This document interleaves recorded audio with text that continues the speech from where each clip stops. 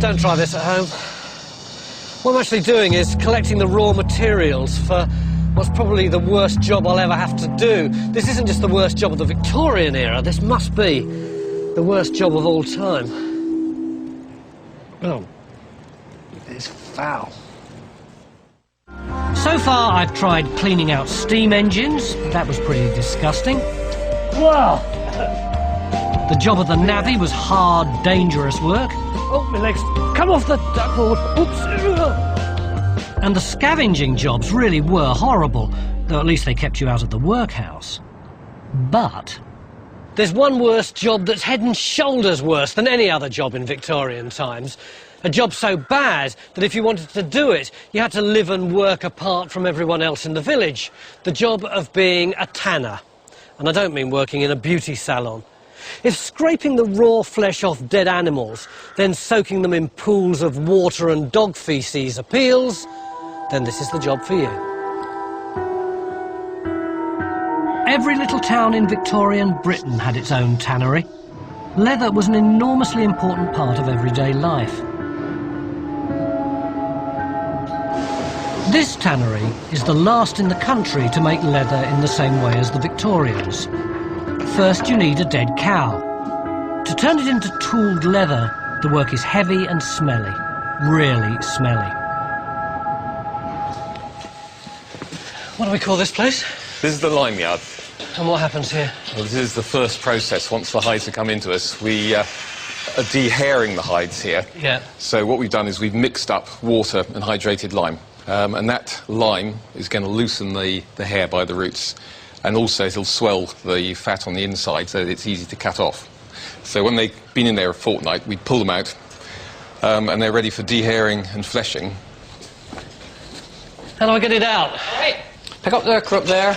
Yeah. And if you put it right into the belly part of the hide, which is as far as you can go, that's about right. Yeah.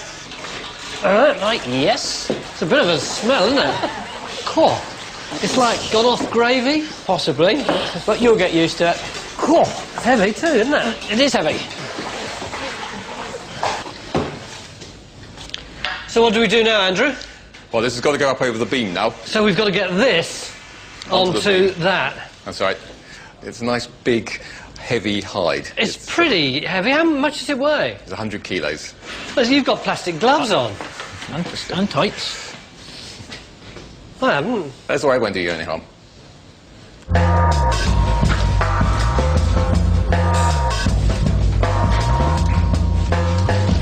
Oh, it's all skidding under my fingers. Here, you get that corner there, Yeah. Roger. You pull it up. Oh, look, it's all bits of hair coming away in your hands all the time. Okay. So now we have to get the hair off. Yes, now you have to work it down with the dehairing tool. It's all yours. Thank you.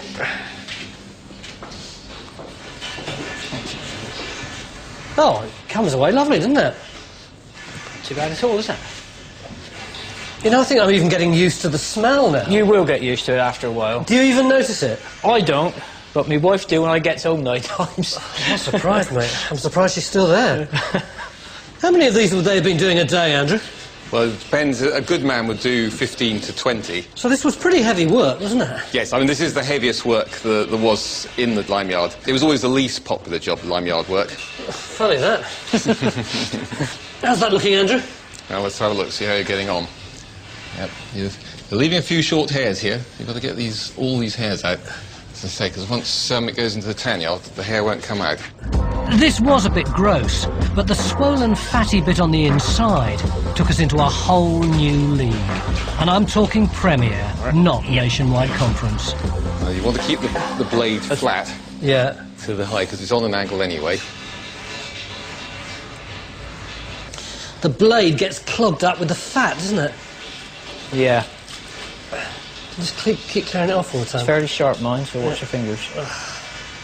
Okay. All right, let's have. You're welcome. It's hard to keep the blade in your hands because it's so wet and sticky down here that it keeps trying to run away from you, doesn't it?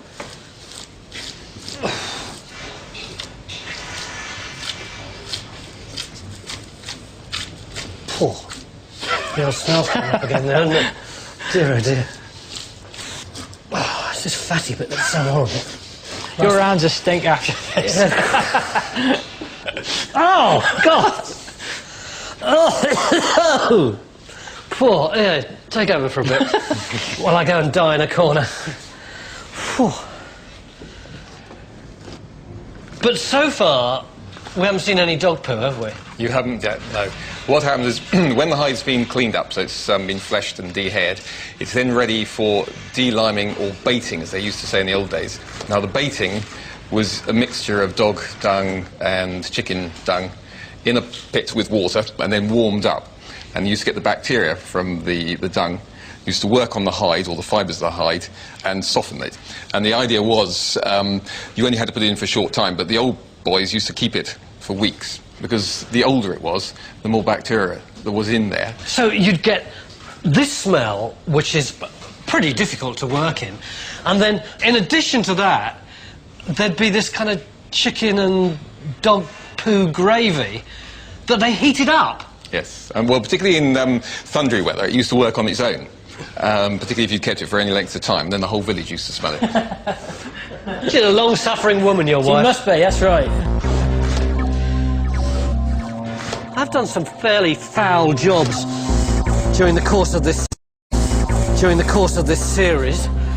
I've eaten toads, I've been up to my knees in stale urine, I've been on the receiving end of explosions. But simply in terms of back-breaking work, of cold water, of the rotting flesh and the sheer unmitigated stink, I have to say that being a tanner has got some claim to being the worst job of all.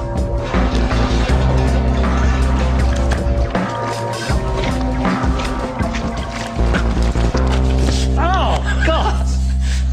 Oh. When we think of history, we tend to think of places like this, and the kings and the queens, and the great discoveries, and the big battles.